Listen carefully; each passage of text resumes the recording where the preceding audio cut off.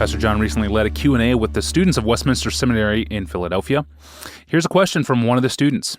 I was just wondering, what are some struggles and hurdles that you feel like the New Calvinist movement still needs to overcome?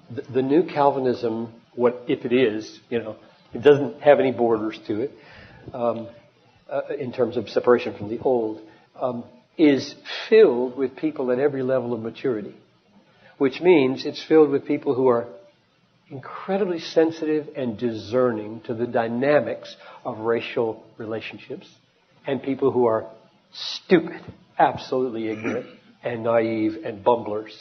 We all can grow in our maturity in talking with other human beings like us and different from us. So there's room there to just grow in the authentic, natural discernment of what makes another person feel honored in talking to you.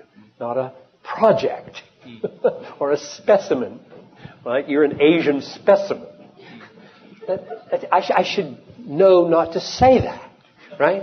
I should not make you feel like I know why he's talking to me in the dining hall. I'm his project, I'm his specimen. And mature people will know how not to do that. And they're not easily definable features about a personality and about a strategy that make that happen. It's not like you can say, learn these 5 things and you won't ever make that mistake again and make people feel like projects. So that's a big deal. I would say we've got a long way to go in a pervasive theology of why race exists. Is interracial marriage biblical? Does God want various ethnicities in the same worshiping congregation? Or is he okay with homogeneous units? Just the theological, theoretical foundations of those questions we're not all thinking about. We're not all up to speed on and their answers. So, one of my rationales for talking about it this morning, I said was, it's not spoken about too often in our churches. Well, that's an understatement. I think the average evangelical church, depending on lots of different things, this is just not spoken about very much. And I think no matter where you minister, it should figure pretty regularly into your preaching, because it is one of those inalienable implications of the gospel, whether you're in Dalbo, Minnesota, surrounded for 30 miles on every side by Scandinavians or not. It doesn't matter. These people should be global Scandinavians, being taught a theology of multi-ethnicity and why the Bible has it in it. So there's room to grow there.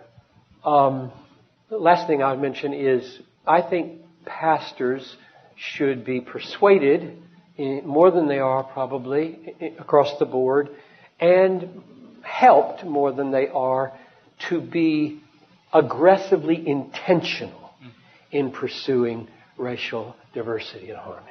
There's a lot of people feel like if you become intentional, you're into artificiality and you're into quotas. And you're running that risk of that criticism, for sure. Like if you say, we need some color on this staff. Okay, so you're going to give preference to color over white. Right now you're into preferences, right? Yep. We have two African Americans on staff, on pastoral staff. That happened, one of them, because I wrote an article, a blog, on why Bethlehem is pursuing racial diversity in its leadership. Very controversial. Just very controversial. Because just think of it. You're going to post a position, and because of your network, 90% are going to be like you. 99% are going to be like you. Maybe 100%. Is that okay? That's all we got. Or are you going to go looking? Are you going to press? Are you going to search? Are you going to work? Are you going to go outside your little zone here of a few million people? And as soon as you do that, you're in trouble with some of your elders and with people who are saying this is so artificial. This is just absolutely phony. This is just so politically correct. This is just off the charts. So I wrote that article, and Kempton Turner a young black youth leader in Texas read it and was blown away positively by this and made a connection with David Michael, who was in our family discipleship in Texas on another issue. And they clicked so well that within about a year, he was being interviewed for the youth position at Bethlehem. Now, that happened because of intentionality. I wrote an article. This is why we're doing it and what we're doing. He happened to read that article, and now he's on staff. Been there 7 years. I love him to death. He is so unbelievably full of the Bible, full of the Holy Spirit, and I just love this quote. Give you a flavor of how Kempton can communicate with these kids. 90% of which are white, right? He was addressing the issue in a Baptist church. Well, it'd be the same, I suppose, in an infant Baptist church, whatever you call it. That our kids are growing up, covenant kids, right? Growing up, and they get saved, 6, 8, 10. In our tradition, they get baptized 11, 12, 13, and they never were on drugs.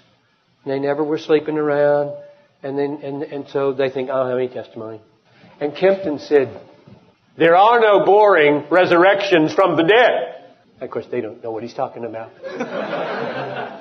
He said, you've all been raised from the dead. And then he has to unpack a Reformed view of regeneration. That's true. There are no boring resurrections from the dead. If a kid knows how he got saved, whether at 3, 5, 10, or whatever, he's got a stunning story to tell about being raised from the dead. And so, I'm just saying that because I just thank God for Kempton Turner, who happens to be some little bit of color on our staff because of some intentionality. So my point there is we need to help pastors believe in mature, sensitive, wise, biblically grounded, intentional pursuit of diversity. That was Pastor John recently with the students of Westminster Theological Seminary. For more on how racial diversity intentionally shaped the pastoral hires at Bethlehem, see the document titled How and Why Bethlehem Baptist Church Pursues Ethnic Diversity, which was published as Appendix 3 in John Piper's book Bloodlines. You can download the entire book free of charge at desiringgod.org. Click on books and look for the title Bloodlines. Also on the much bigger point of how Reformed theology undercuts racism and undergirds racial harmony. See Chapter 9 of that same book, Bloodlines. So what does Reformed theology offer the ills of our society? Pastor John explains that tomorrow. Until then, I'm your host, Tony Reinke. Thanks for listening.